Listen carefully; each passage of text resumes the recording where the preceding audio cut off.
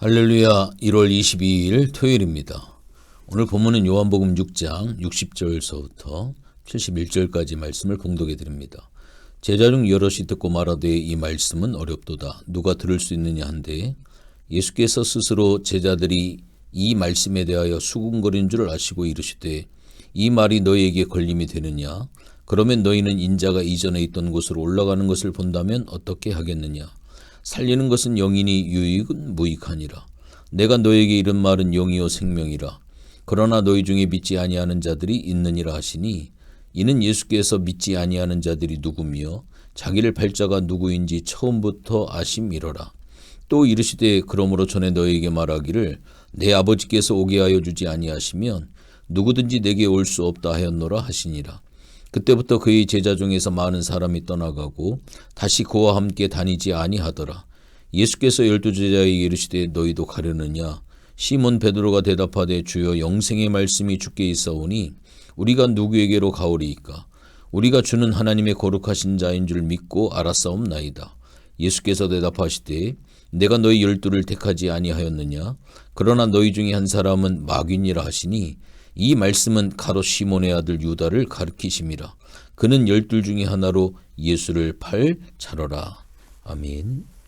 오늘 본문의 말씀을 통해서 보면 그때 당시에 많은 사람들이 예수님에 대한 여러 가지 믿지 못하는 이야기를 통해 거부 반응이 있었습니다. 육신을 배불리 먹이는 왕을 구하는 그 무리들에게 예수님은 하늘에서 내려온 성령의 떡을 가르쳤습니다.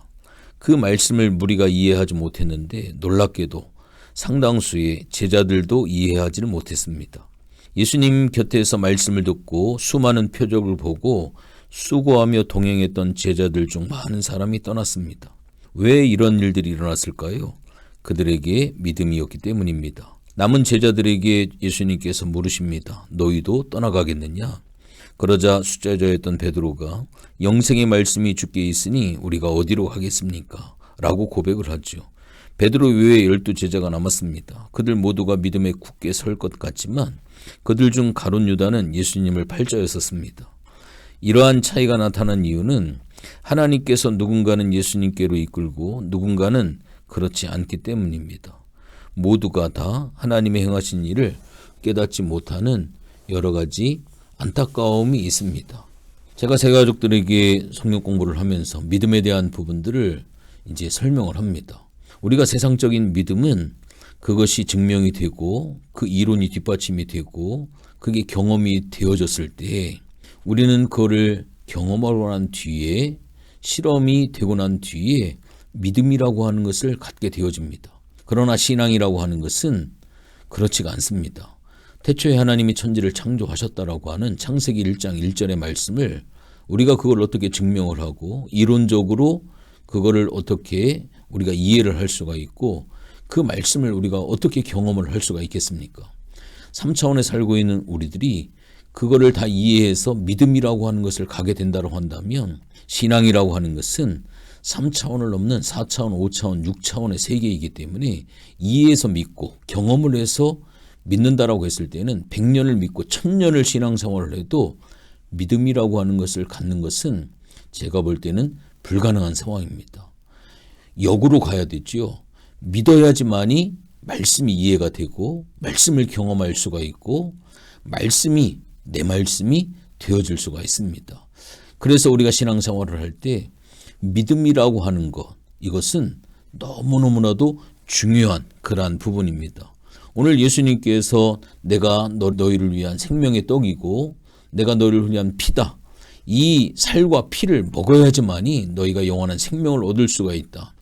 3차원에 살고 있는 우리들의 입장에서 어떠한 이론도 어떠한 논리도 절대로 그 틀을 벗어나지 못하면 이해할 수 없는 그러한 말씀입니다. 그러나 우리가 영적인 세계에서 믿음으로 받아들이면 그 말씀이 이해가 되고 그 말씀을 내 삶 속에서 경험되어지는 그러한 은혜를 누릴 수 있게 되어집니다.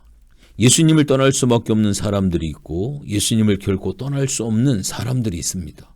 그 차이는 하나님께서 예수님께 주신 사람인가 아닌가라고 하는 사실을 통해 우리가 살펴볼 수가 있습니다. 이 12제자 말고 일단 예수님을 따라가고 보자는 수준의 제자들, 추종자들이 말씀을 굉장히 어려워합니다. 12제자에게도 어려운 건 마찬가지였죠. 아직 예수님의 십자가와 부활과 승천을 보지 못했습니다. 54절에 내 살을 먹고 내 피를 마시라라고 하는 이 말씀은 이해하기가 꽤 어려운 말씀입니다.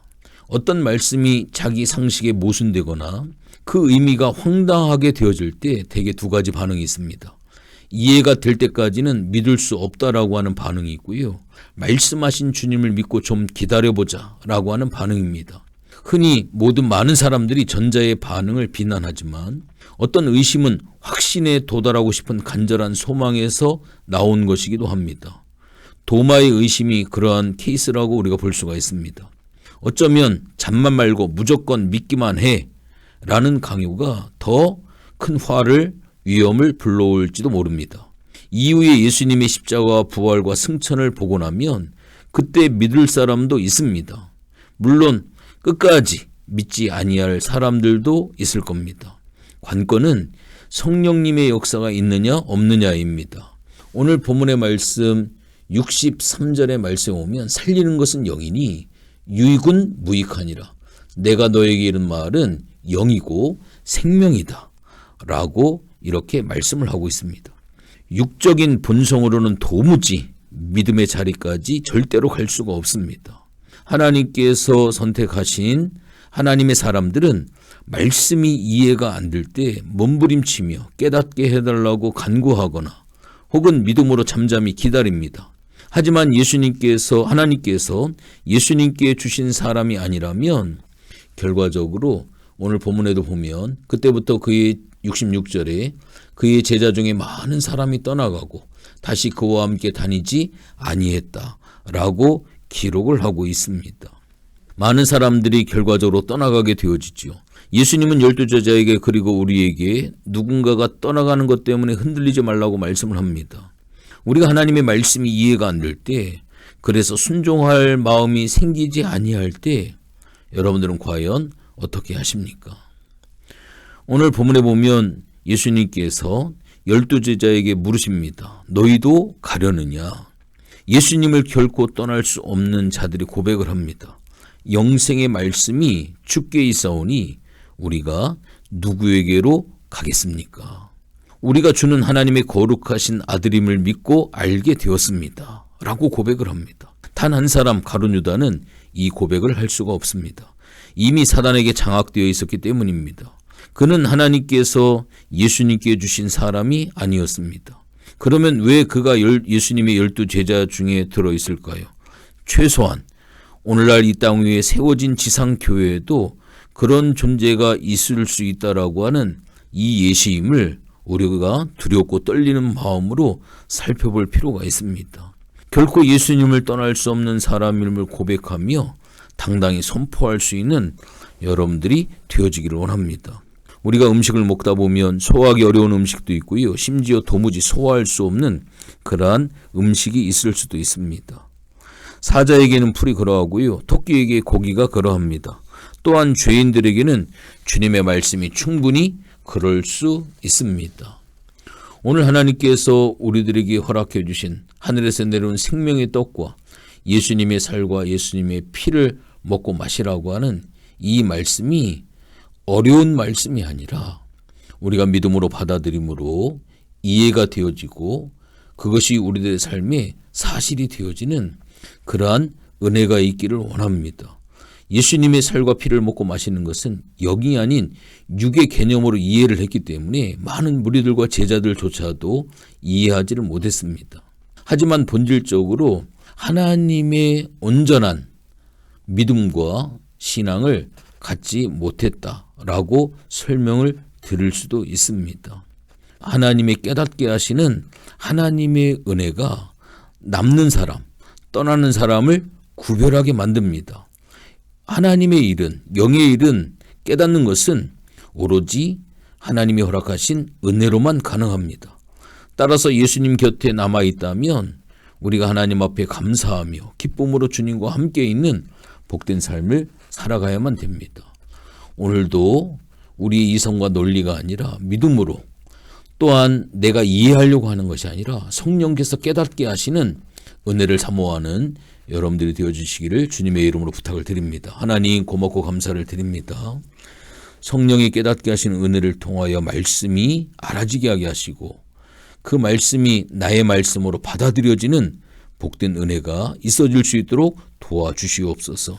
살리는 것은 영이라고 했습니다. 육은 무익하다라고 말씀을 하고 있습니다. 하나님의 말씀은 영이고 생명이다라고 하는 말씀을 하고 있습니다. 이 말씀을 아멘으로 받는 복된 은혜를 허락하여 주시옵소서. 감사를 드리며 예수님의 이름으로 기도했습니다. 아멘.